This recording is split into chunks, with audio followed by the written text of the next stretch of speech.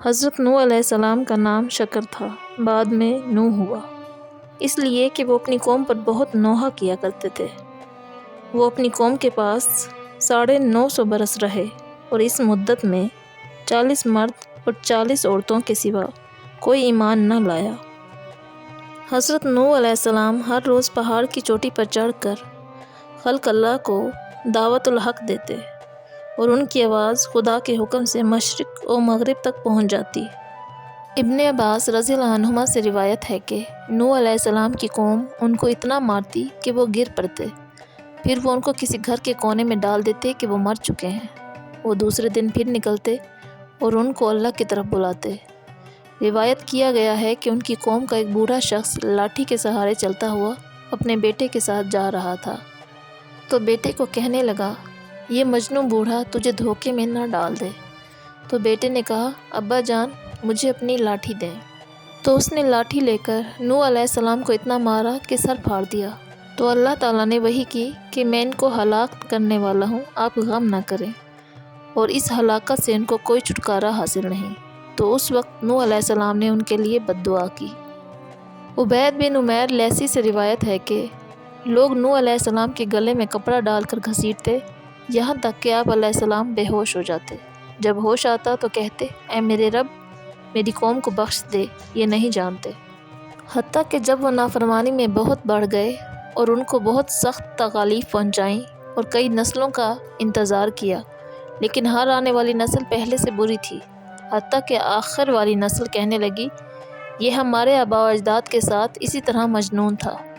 وہ اس کی بات نہ مانتے تھے، تو نوح علیہ السلام نے اللہ تعالیٰ کو شکایت کی۔ تو اللہ تعالیٰ نے حضرت نوح علیہ السلام کی طرف وحی کی کہ تم اس طوفان سے بچنے کے لیے ہماری نگرانی میں اور ہمارے حکم سے کشتی تیار کر لو، اور یہ سن لو کہ مجھ سے کافروں کی نجات کے بارے میں کچھ گفتگو مت کرنا، کیونکہ وہ سب غرق کیے جائیں گے۔ جب اللہ تعالیٰ نے کشتی بنانے کا حکم دیا تو نوح علیہ السلام کشتی بنانے لگے، خود لکڑیاں کاٹتے اور لوہا رگڑتے اور تارکول کے ذریعے کشتی کی ہیئت پر لکڑیاں جوڑتے۔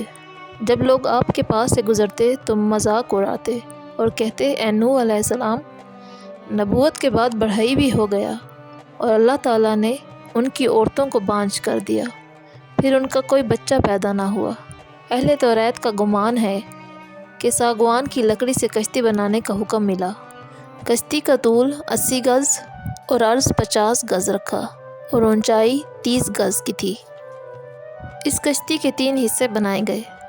نیچے والے حصے میں وحشی جانوروں، درندوں، کیڑے مکوڑوں کو سوار کیا گیا، اور درمیانے حصے میں چوپایوں اور مویشیوں کو۔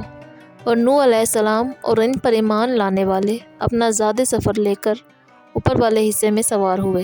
زید بن اسلم رحم اللہ سے روایت ہے کہ نوح علیہ السلام نے 100 سال درخت لگائے اور ان کو کاٹا، پھر 100 سال کشتی بنائی، اور بعض نے کہا کہ 40 سال درخت لگائے اور 40 سال لکڑی خشک کی۔ جب کشتی تیار ہوئی تو اس کشتی کو دیکھ کر کافر لوگ بہت ہنسے اور افسوس کرنے لگے۔ اس پر نوح علیہ السلام نے ان سے کہا کہ اگر تم ہم پر ہنسی کرتے ہو تو ہم ہنستے ہیں تم پر، جیسے تم ہنستے ہو ہم پر، اور اب تم آگے جان لو گے کہ عذاب کس پر آتا ہے، اور عذاب رسوا کرنے والا، ہمیشہ رہنے والا۔ تفاسیر میں لکھا ہے کہ کفار ہنستے تھے کہ خشک زمین میں غرق ہونے کا بچاؤ کرتا ہے، اور حضرت نوح علیہ السلام اس چیز پر ہنستے تھے کہ دیکھو ان کے سر پر موت کھڑی ہے اور یہ لوگ ہنستے ہیں۔ قرآن پاک کی ایک آیت کا خلاصہ ہے کہ اے نوح ہمارے سامنے ہمارے حکم کے مطابق کشتی تیار کرو تاکہ ہم درست کام کرنے پر ساتھ ساتھ تیری رہنمائی کر سکیں۔ پس جب ہمارا حکم آئے اور تنور جوش مارنے لگے تو ہر چرند، پرند اور جانور میں سے ایک جوڑا کشتی میں سوار کر اور اپنے گھر والوں کو بھی، مگر جن کے متعلق ہمارا فیصلہ پہلے ہو چکا ہے ان کو سوار نہیں کرنا، اور ظالموں کے بارے میں مجھ سے بات نہ کرنا، یقیناً وہ ڈبوئے جائیں گے۔ یعنی اللہ تعالیٰ نے حضرت نوح علیہ السلام کو پہلے ہی بتا دیا تھا کہ جب میرے حکم کے مطابق عذاب آ جائے تو ہر قسم کے حیوانات میں سے ایک ایک جوڑا اور کھانے کی مناسب چیزیں کشتی میں سوار کر لینا تاکہ نسل قائم رہ سکے۔ حضرت ابن عباس رضی اللہ عنہ فرماتے ہیں کہ سب سے پہلے پرندوں میں سے کشتی میں طوطا سوار ہوا، اور جانوروں میں سے آخری جانور گدھا داخل ہوا، اور ابلیس گدھے کی دم پکڑ کر کشتی پر سوار ہو گیا۔ حضرت ابن عباس رضی اللہ عنہ کا قول ہے کہ عورتوں سمیت 80 افراد تھے جو کشتی پر سوار ہوئے۔ حضرت کعب فرماتے ہیں کہ 72 افراد تھے۔ ایک قول یہ ہے کہ نوح علیہ السلام کے 3 بیٹے اور یام بیٹے کی بیوی سمیت 4 بہویں بھی سوار ہوئیں، صرف یام الگ ہوا اور نجات نہ پا سکا۔ حضرت نوح علیہ السلام کی بیوی بھی ان کی قوم کے ساتھ ہلاک ہوئی، اور اللہ تعالیٰ نے نوح علیہ السلام کو حکم دیا کہ جب تو اور تیرے ساتھی کشتی میں سوار ہو جائیں تو تم یوں کہنا: تمام تعریفیں اللہ کے لیے ہیں جس نے ہم کو ظالموں سے نجات بخشی، اور یہ بھی دعا کرنا کہ اے پروردگار ہم کو مبارک جگہ اتارنا، وہ تو سب سے بہتر اتارنے والا ہے۔ اس کشتی کی کیفیت کو اللہ تعالیٰ نے سورہ ہود میں اس طرح بیان کیا ہے کہ وہ پہاڑوں جیسی موجوں میں ان کو لے کر چل رہی تھی، کیونکہ زمین پر اللہ تعالیٰ نے اتنی بارش کر دی تھی کہ اس سے پہلے اور اس کے بعد کبھی اتنی بارش نہیں ہوئی۔ گویا مشکوں کے منہ کھول دیے گئے اور تمام کناروں اور راستوں سے زمین کو پانی ابلنے کا حکم دیا گیا۔ اس لفظ تنور کو لے کر بہت سے علماء میں اختلاف ہے، اور حضرت ابن عباس رضی اللہ عنہ فرماتے ہیں کہ تنور ہند میں ایک چشمہ ہے، اور امام شعبی نے کہا کہ کوفے میں ایک چشمہ ہے۔ قتادہ نے کہا کہ جزیرے میں ایک چشمہ ہے جس میں سے پانی ابلا تھا۔ ارشاد باری تعالیٰ ہے کہ جب پانی طغیانی پر آیا تو ہم نے تم لوگوں کو کشتی میں سوار کر لیا تاکہ اس کو تمہارے لیے یادگار بنائے اور یاد رکھنے والے کان اسے یاد رکھیں۔ مفسرین کی ایک جماعت نے کہا کہ زمین میں پانی پہاڑ کی چوٹی پر سے 15 ہاتھ اوپر ہو گیا، اور اہل کتاب کے ہاں بھی اسی طرح ہے۔ بعض نے کہا کہ 80 ہاتھ اونچا ہوا، اور اس نے زمین کے طول و عرض، نرم و سخت، پہاڑی، میدانی، ریتلے، ہر قسم کے علاقوں کو گھیرے میں لے لیا، اور روئے زمین پر کوئی آنکھ حرکت کرنے والی باقی نہ رہی، اور نہ چھوٹوں یا بڑوں میں سے کوئی زندہ رہا۔ حضرت نوح علیہ السلام نے اپنے بیٹے یام کو پکارا، جس کو بعض روایات میں کنعان بھی کہتے ہیں، کہ جب وہ الگ تھلگ تھا: اے میرے بیٹے، ہمارے ساتھ کشتی میں سوار ہو جاؤ اور کافروں میں سے نہ ہو۔ اس نے جواب میں کہا کہ میں ابھی پہاڑ سے جا لگوں گا، وہ مجھے پانی سے بچا لے گا۔ نوح علیہ السلام نے فرمایا: آج خدا کے عذاب سے کوئی بچانے والا نہیں، اور نہ کوئی بچ سکتا ہے مگر جس پر اللہ رحم کرے۔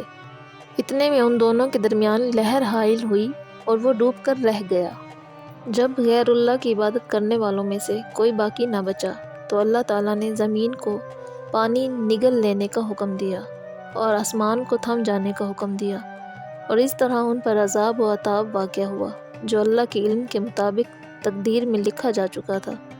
جیسا کہ اللہ تعالیٰ نے فرمایا: انہوں نے نوح علیہ السلام کی تکذیب کی، بس ہم نے اس کو اور اس کے ساتھیوں کو کشتی میں سوار کر کے بچا لیا، اور جنہوں نے ہماری آیات کو جھٹلایا ان کو ڈبو دیا، بے شک وہ اندھی قوم تھی۔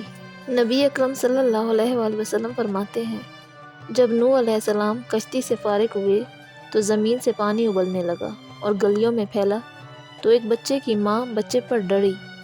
اس کو بچے سے بہت ہی زیادہ محبت تھی۔ وہ اس کو لے کر پہاڑ کی طرف نکلی اور ایک تہائی بلندی تک پہنچی۔ جب پانی وہاں تک پہنچ گیا، وہ بچے کو لے کر پہاڑ کی چوٹی پر چلی گئی۔ جب پانی اس کی گردن تک پہنچا تو اس نے بچے کو دونوں ہاتھوں کے ساتھ اوپر اٹھا لیا، مگر وہ دونوں ڈوب گئے۔ اگر اللہ تعالیٰ قوم نوح میں سے کسی پر رحم کرتا تو اس بچے کی ماں پر رحم فرماتا۔ جب روئے زمین پر پانی خشک ہوا اور زمین پر چلنا اور ٹھہرنا ممکن ہوا تو اللہ تعالیٰ کی طرف سے نوح علیہ السلام کو حکم ہوا کہ کشتی سے اتر جاؤ، اور کشتی تیرتے ہوئی جودی پہاڑ پر پہنچ گئی۔ یہ جزیرے میں ایک مشہور پہاڑ ہے۔ آج روئے زمین پر اولاد آدم کی جتنی قومیں آباد ہیں وہ حضرت نوح علیہ السلام کے 3 بیٹوں سام، حام، یافس کی طرف منسوب ہیں۔ حضرت سمرہ بن جندب سے مرفوعاً مروی ہے کہ نبی صلی اللہ علیہ وآلہ وسلم نے فرمایا کہ تمام عربوں کا باپ سام، حبشیوں کا باپ حام، اور یافس رومیوں کا باپ ہے۔